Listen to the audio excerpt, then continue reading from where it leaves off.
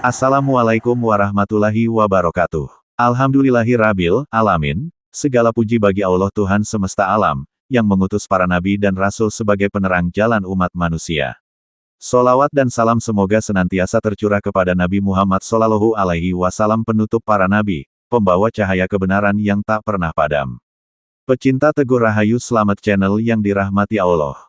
Sejarah bukan sekadar kisah masa lalu, ia adalah cermin tajam yang memantulkan wajah zaman kita hari ini. Di setiap masa, ada kebenaran yang diuji, dan ada kebohongan yang menyamar menjadi solusi. Maka lahirlah tokoh-tokoh seperti Musailamah Al-Kadzab, sang pengaku nabi yang rajin berdusta sistemik, lihai merangkai citra, dan mahir memainkan harapan umat yang letih. Kisah ini bukan sekadar tentang lelaki dari Bani Hanifah yang menantang kenabian Rasulullah. Ini adalah peringatan keras bahwa pembohong besar seperti Musailamah tak pernah benar-benar mati. Mereka bereinkarnasi, berganti wajah menjadi tokoh inspiratif semu, influencer palsu, hingga pemimpin haus kuasa. Tapi polanya tetap sama, menjanjikan perubahan, menyelipkan racun di balik madu kata-kata. Kita hidup di zaman ketika kebenaran sering dikalahkan oleh narasi, dan kejujuran dianggap radikal. Maka, mari kita gali kisah ini dengan hati terbuka. Bukan hanya untuk mengenal siapa Musailamah, tapi agar kita tahu bagaimana cara melawannya, di zaman kita sendiri. Inilah kisah tentang pembohongan yang tak pernah usai.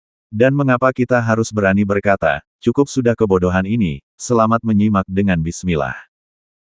Ketika Raja Dusta sein kanan belok kiri dipercaya. 1. Dunia yang haus keadilan. Langit memerah di ujung senja, seolah menangisi zaman yang penuh dusta. Di tanah Arab bagian tengah, rakyat dari berbagai kabilah hidup dalam bayang-bayang kelelahan spiritual. Mereka haus keadilan, lapar akan pemimpin sejati. Hati mereka penuh luka karena pertikaian, penindasan, dan janji kosong yang sudah terlalu lama menggantung di angan.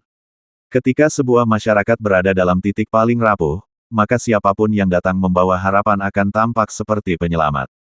Meskipun ia sebenarnya hanyalah penipu. Di zaman itu, kata seorang tabiin dengan mata berkaca, harapan rakyat yang lelah membuat mereka buta. Mereka lupa bahwa tidak semua yang berkilau adalah emas. Dari sebuah kabilah bernama Bani Hanifah, muncullah sosok yang tampak lembut tutur katanya, karismatik geraknya. Namanya Musailamah. Ia bukan orang sembarangan. Kepiawaiannya dalam berbicara membuat banyak orang terpukau. Mulutnya seolah menjual mimpi, kemakmuran, keamanan, dan kebangkitan baru. Musailamah tidak langsung mengaku nabi. Ia mulai dari menawarkan kebaikan, kebersamaan, dan perbaikan sosial. Rakyat yang kelelahan memujanya. Ia mulai berkata bahwa ia mendapat bisikan dari langit. Beberapa orang terkejut, tetapi tidak ada yang benar-benar berani menyanggah. Karena, Musailamah menyuap mereka dengan janji kekuasaan dan harta. Aku bukan menyaingi Muhammad, katanya suatu malam di balai rakyat, aku ingin menjadi pendampingnya, nabi kedua untuk umat ini. Kata-katanya lembut, tapi menusuk. Saat itulah dusta mulai ditabur. Saat itulah bencana spiritual mengintai. Ia menulis, wahyu-wahyu, yang tak masuk akal. Isinya dangkal, tak sebanding dengan Al-Quran. Tapi rakyat yang sudah buta oleh janji tidak lagi peduli. Narasi emosional, ketika kejujuran tidak laku, dan kemunafikan dibeli dengan harga tinggi, maka fitnah menjadi panglima. Dan janganlah kamu mengikuti apa yang kamu tidak mempunyai pengetahuan tentangnya. Al-Isra 36. Beberapa orang sadar ada yang tidak beres. Tapi mereka memilih diam, bungkam. Dan disitulah titik jatuh pertama umat, ketika orang baik membisu, maka kebohongan akan menjadi raja. 2. Ketika orang baik memilih diam. Di tengah padang Yamamah, matahari tak pernah bersahabat. Terik membakar pasir dan hati.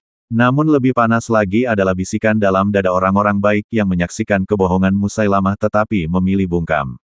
Beberapa pemuka Bani Hanifah sebenarnya hafal Al-Quran. Mereka tahu ajaran Musailamah adalah dusta. Mereka tahu, wahyu-wahyu, yang dibaca Musailamah hanyalah parodi murahan yang merendahkan akal sehat. Tapi mereka menimbang sesuatu yang lebih besar, keselamatan keluarga, harta benda, dan kedudukan sosial. Apa gunanya menentang jika hanya berakhir di tip nol gantungan? Bisik salah satu dari mereka. Mereka membiarkan Musailamah menulis, wahyu, aneh seperti gajah, ada ekornya panjang, belalainya besar. Orang-orang bodoh menyebutnya mujizat. Yang kritis, justru dicap pemberontak. Kebohongan yang dibiarkan, meski kecil, akan menjadi monster yang menelan kebenaran. Musailamah makin berani. Ia kirim surat kepada Rasulullah, isinya. Dari Musailamah, Nabi Allah, untuk Muhammad, Nabi Allah. Separuh bumi milikku, dan separuh lagi untukmu. Rasulullah tidak membalas dengan surat, tapi dengan kata yang membakar. Engkau Musailamah al-Kadzab, si pendusta. Maka dari itu, kita belajar satu hal, jangan pernah kompromi dengan kebohongan. Sekali kamu diam, kamu memberi ruang bagi fitnah untuk berakar. Barang siapa di antara kalian melihat kemungkaran, maka hendaklah ia merubah dengan tangannya. Jika tidak mampu, maka dengan lisannya. Jika tidak mampu juga, maka dengan hatinya. Dan itu adalah selemah-lemahnya iman. Hadis riwayat Muslim. Tapi di Yamamah, yang terjadi adalah sebaliknya. Mayoritas memilih diam. Dan itu bukan selemah-lemahnya iman, itu nyaris tak bersisa. Maka Allah pun tak membiarkan fitnah itu tumbuh lebih lama. Sebentar lagi, sejarah akan mencatat, bagaimana dusta dilawan dengan darah, dan kebenaran ditegakkan dengan pedang. 3. Ledakan fitnah dan janji palsu. Bayangkan dunia yang dipimpin oleh seorang pembohong, dan semua orang tahu ia berbohong, tapi tak ada yang berani bersuara. Itulah Yamamah. Di kamp-kamp Musailamah, suara takbir dipalsukan. Ia menyuruh pengikutnya sholat, tapi sambil memuji namanya. Ia mencampur syariat dengan kebodohan. Ada yang disuruh berzikir bukan dengan nama Allah, tapi dengan nama Musailamah. Kebohongan ini menjalar seperti wabah. Ia kirimkan utusan ke berbagai kabilah, bergabunglah denganku. Aku adalah nabi yang ditakdirkan membawa kedamaian baru. Banyak yang ikut, bukan karena yakin, tapi karena takut, atau tergiur janji harta dan kuasa. Inilah penyakit umat, ketika kebenaran jadi sunyi, dan kebohongan disambut gegap gempita, seperti era saat ini. Namun fitnah Musailamah tak lagi bisa dibiarkan. Setelah wafatnya Rasulullah, Abu Bakar As-Siddiq mengambil alih kepemimpinan umat. Maka berkumpullah para sahabat. Mereka tahu, jika Musailamah tidak ditumpas, Islam akan terpecah oleh seorang pendusta. Khalid bin Walid diangkat memimpin pasukan. Bersamanya adalah para sahabat besar dan ratusan penghafal Al-Quran. Mereka tahu ini bukan sekadar perang fisik. Ini adalah perang untuk menyelamatkan iman umat. Bayangkan kamu hidup di zaman itu. Di mana kalau kau jujur, kau dibunuh. Tapi kalau kau bohong, kau dipuji. Apa yang akan kau pilih? Sesungguhnya kebatilan itu akan lenyap. Al-Isra, 81. Khalid bin Walid tak datang membawa negosiasi. Ia membawa satu pesan dari Abu Bakar, pembohong tidak punya tempat dalam Islam. Yamamah menjadi medan perang antara dua kekuatan besar, pasukan kebenaran melawan kekuatan kebohongan.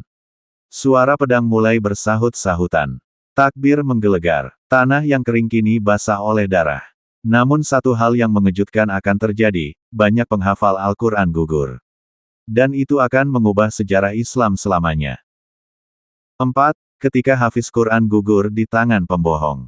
Pertempuran Yamamah tak seperti perang biasa. Ini bukan sekadar perang tanah atau kekuasaan.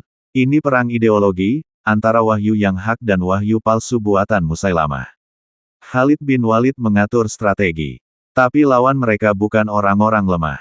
Musailamah telah menghimpun pasukan dari Bani Hanifah yang besar jumlahnya, terlatih, dan fanatik.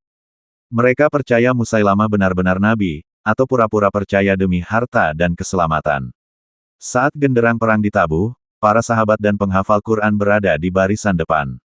Mereka tidak gentar. Mereka tahu, mati melawan pembohongan adalah syahid. Tapi jumlah musuh terlalu besar. Satu demi satu, para sahabat berguguran. Diriwayatkan lebih dari 500 penghafal Al-Quran gugur dalam perang ini. Abu Huzaifah, Zaid bin Khattab, Salim Maula Abi Hujaifah, nama-nama agung itu jatuh di padang Yamamah. Tangisan tidak terdengar, hanya takbir yang menggema. Allahu Akbar. Inilah harga membasmi kebohongan, darah para penghafal wahyu. Narasi menggetarkan, Musailamah berdiri di atas menara batu. Ia menyaksikan pasukannya menari dalam kemenangan sementara. Ia tak sadar, saat itu, ajal sedang mengendap mendekatinya. Di tengah perang, seorang lelaki berkulit hitam, tinggi dan gagah, menyelinap masuk dari celah barisan. Ia adalah Wahsy bin Harb, mantan budak yang dulu membunuh Hamzah bin Abdul Muthalib dalam perang Uhud. Tapi kini Wahsy telah bertaubat. Ia datang dengan satu misi suci, membunuh pembohong terbesar dalam sejarah. Ia mengendap, mengangkat tombaknya, dan suara itu sunyi, tapi dampaknya mengguncang dunia. Tombak Wahsy menembus dada Musailamah. Tubuh sang pembohong jatuh ke tanah seperti sampah yang tertiup angin. Bayangkan, betapa ironi dunia, dulu Wahsy membunuh singa Allah karena kebodohan, kini ia menebus dosanya dengan membunuh singa pembohong karena kebenaran. Musailamah mati, tapi fitnah yang ia tinggalkan menjadi pelajaran panjang dalam sejarah Islam. Sesungguhnya Allah tidak akan memperbaiki amal orang-orang yang berbuat kerusakan. Surat Yunus, 81. Abu Bakar pun menetapkan keputusan penting setelah perang ini, Al-Quran harus dikodifikasikan, karena terlalu banyak hafiz yang telah gugur. Yamamah mengubah sejarah Islam. Karena satu pembohong, ratusan ulama syahid. Dan umat belajar, jangan tunggu fitnah membesar sebelum engkau bertindak. 5. Luka yang mengajarkan ketegasan. Musailamah mati. Tubuhnya membusuk di padang tandus Yamamah. Tak ada kehormatan, tak ada kemuliaan, hanya debu dan jijik. Bahkan burung pemakan bangkai pun enggan mendekat. Namun, perang belum selesai. Bukan karena musuh masih ada, tapi karena bekas luka kebohongan itu masih membekas di dada umat. Abu Bakar menangis. Bukan karena kalah, tapi karena terlalu banyak nyawa suci melayang hanya untuk membungkam seorang pendusta. Para penghafal Quran yang gugur itu, bukan orang biasa. Mereka adalah penjaga wahyu, penyangga agama, saksi hidup dari lisan Rasulullah. Dan umat Islam, baru sadar satu hal. Fitnah yang dibiarkan akan memakan generasi terbaik. Kita kalah bukan karena kita lemah, tapi karena kita terlambat bersikap. Kalau saja para ulama di Bani Hanifah dulu bersuara. Kalau saja orang-orang tak menertawakan wahyu palsu Musailamah. Kalau saja kebohongan itu dibantah sejak dini. Mungkin tak akan ada 500 syuhada Quran gugur sia-sia. Inilah pelajaran pahit umat. Diam terhadap pembohong, sama dengan memberi panggung bagi kehancuran. Umat Islam akhirnya bergerak. Zaid bin Sabit diminta mengumpulkan hafalan-hafalan Quran yang masih hidup dan mencatat semuanya dalam mushaf.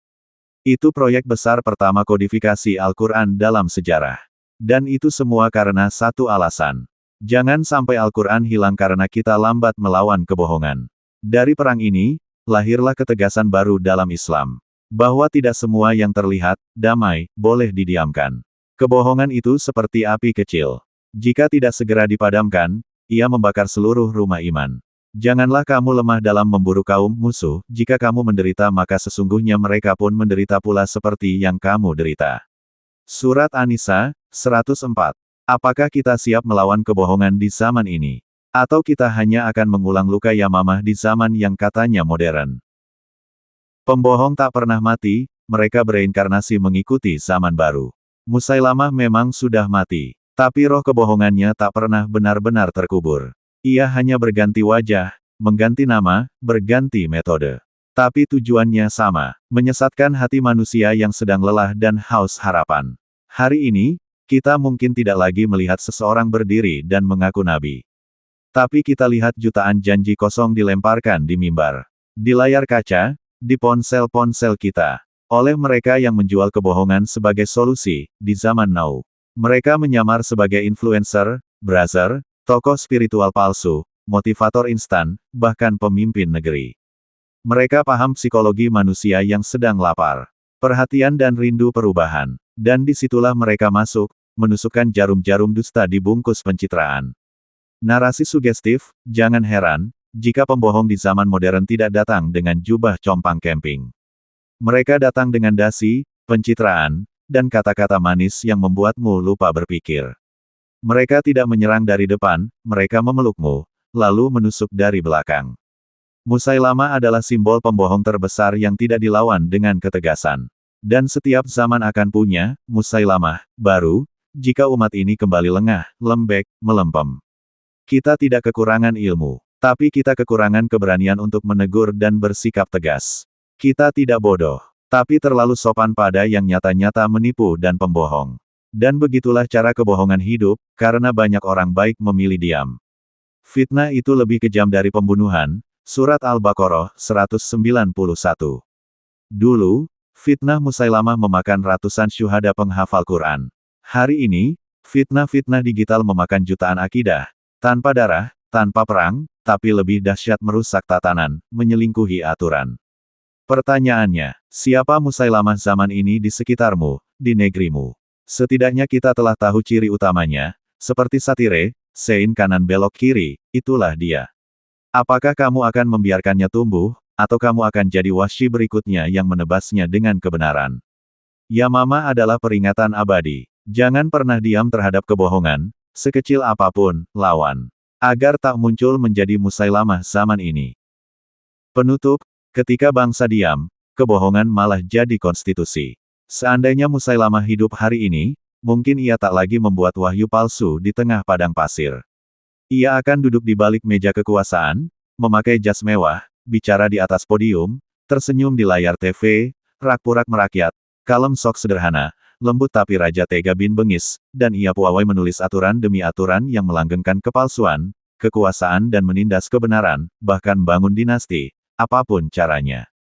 Kini, pembohongan bukan hanya masalah moral, tetapi sudah menjadi sistem, sudah menyusup ke urat-urat birokrasi, hukum, media, bahkan mimbar keagamaan.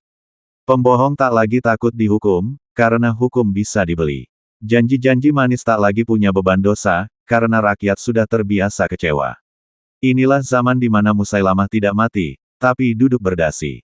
Dan yang lebih menyedihkan, kita ikut memilihnya, menjilat, membebek kepadanya. Pemimpin boleh saja salah, tapi rakyat yang membiarkan kesalahan itu terus berjalan, ikut bersalah, itu kaprah. Kita membiarkan kebohongan tumbuh, karena kita sudah kebal oleh luka. Kita lelah protes, lalu memilih pasrah. Lihatlah, korupsi jadi budaya, nepotisme jadi warisan, hukum hanya tajam ke bawah. Kebohongan jadi bagian dari diplomasi. Pertanyaannya, apakah kita sedang hidup di Yamama versi modern? Jika iya, lalu siapa Khalid bin Walidnya, zaman ini, hari ini? Siapa Wahsy yang berani menebas fitnah dengan kebenaran? Siapa ulama sejati yang berani bicara meski ancaman datang? Siapa rakyat yang tetap waras ketika berjuta-juta orang memilih kompromi? Sesungguhnya Allah tidak mengubah keadaan suatu kaum sampai mereka mengubah keadaan yang ada pada diri mereka sendiri. Quran Surat Ar-Ra'd 11. Solusi bukan pada takdir, tapi pada keberanian. Solusi bukan pada pasrah, tapi pada tindakan, melawan. Negeri ini tak butuh pemimpin sempurna, tapi butuh rakyat yang tidak lagi memaafkan kebohongan. Mulai hari ini, jadilah bagian dari gerakan kecil yang tegas menolak tipu-tipu daya. Jangan ikut menyebar hoaks, sekecil apapun. Jangan diam jika tetanggamu ditindas kebijakan. Jangan pilih pemimpin karena pencitraan. Bangun nalar kritismu, hidupkan nuranimu. Karena jika orang baik tetap diam, maka para pembohong akan terus menulis sejarah. Dan anak cucumu akan hidup dalam babak baru dari kebohongan yang kau biarkan tersebut. Dulu Wahsy bangkit menebus dosanya karena pernah membunuh orang benar. Hari ini, kitalah yang harus bangkit menebus dosa karena terlalu lama diam saat kebenaran dibungkam. Maka, dan katakanlah, kebenaran telah datang, dan kebatilan telah lenyap. Sesungguhnya kebatilan itu pasti lenyap. Quran Surat Al-Isra 81. Bangunlah dari tidur panjang. Yamama sudah dekat. Musailamah sudah ada. Dan kamu, sedang ditunggu sejarah, diam, atau bangkit. Jangan sampai bangsa ini dikenang karena diam saat pembohong menulis takdir kita semua.